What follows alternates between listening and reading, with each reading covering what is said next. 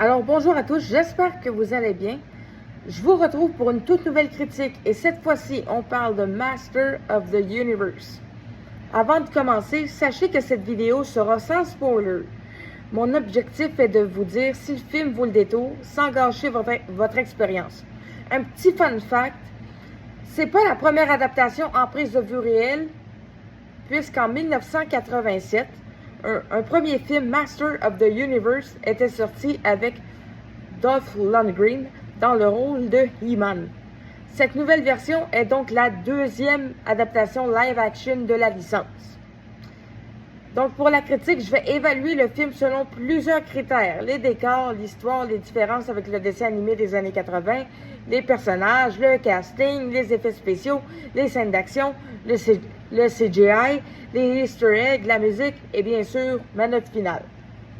Pour les décors, visuellement, le film est très ambitieux. On sent que les créateurs ont voulu donner de l'ampleur à l'univers d'Eternia. Moi, personnellement, j'ai trouvé que les décors étaient immersifs, impressionnants, ou parfois un peu génériques, ou un mélange des deux. Concernant l'histoire, je trouve que le scénario prend le temps d'installer les personnages et les enjeux. Selon moi, le rythme était excellent du début à la fin, bon malgré quelques longueurs ou un peu inégal.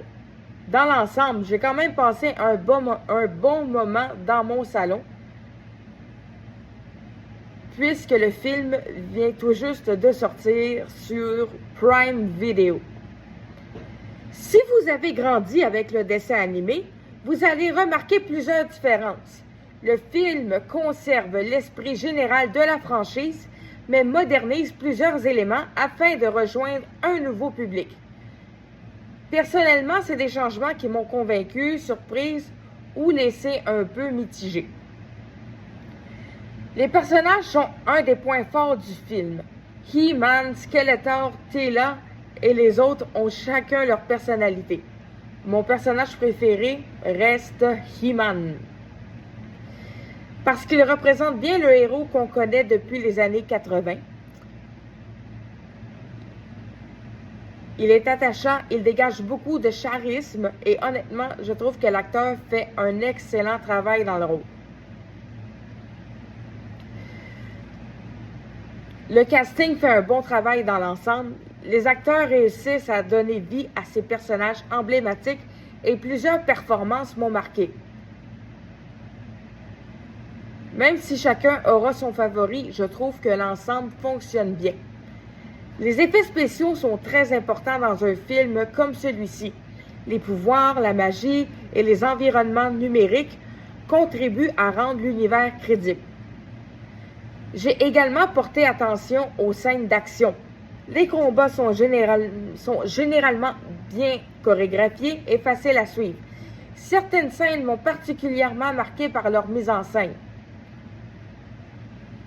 Concernant le CGI, le film utilise beaucoup d'effets numériques, notamment pour certaines créatures et pour certains éléments du design de Skeletor.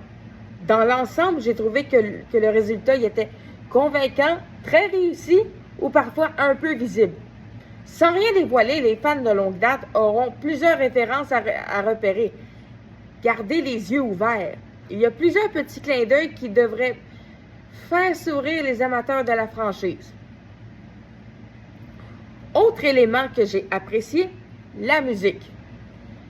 Le film mélange une bande originale avec plusieurs chansons connues. Personnellement, j'ai trouvé que ces choix musicaux accompagnaient très bien les différentes scènes. Une petite parenthèse, mais pour moi une petite comparaison personnelle. C'est peut-être juste moi, mais Skeletor m'a un peu rappelé le Seigneur des Ténèbres du film Taram et le Chaudron Magique. Bon, pour ceux qui me connaissent bien, je ne pouvais pas faire une petite comparaison personnelle Disney. Pour moi, c'est impossible. Mais j'ai trouvé cette petite comparaison quand même amusante. Mais je ne dis pas qu'il y a un lien officiel entre les deux personnages. C'est simplement une comparaison personnelle qui m'est venue en regardant le film. Au final, j'ai passé un très bon moment devant Master of the Universe. Est-ce que le film est parfait? Probablement pas. Est-ce qu'il mérite d'être vu? Selon moi, oui. Surtout si vous aimez la fantasy, les films d'aventure et l'univers de He-Man ou de Musclor. Parce que Musclor, c'est son nom en français et He-Man, c'est son nom en anglais. Ma note finale est de 10 sur 10. Et vous, si vous avez vu le film, dites-moi ce que vous en avez pensé, sans spoiler pour les autres. Merci d'avoir regardé cette vidéo. Et si vous voulez regarder le film Master of the Universe, il est disponible sur la plateforme Amazon Prime. Alors, merci d'avoir regardé cette vidéo et n'oubliez pas de laisser un pouce bleu si elle vous a plu ou de vous abonner à la chaîne si ce n'est pas fait. Et d'activer une petite cloche pour ne rien manquer pour les prochaines vidéos. À très bientôt.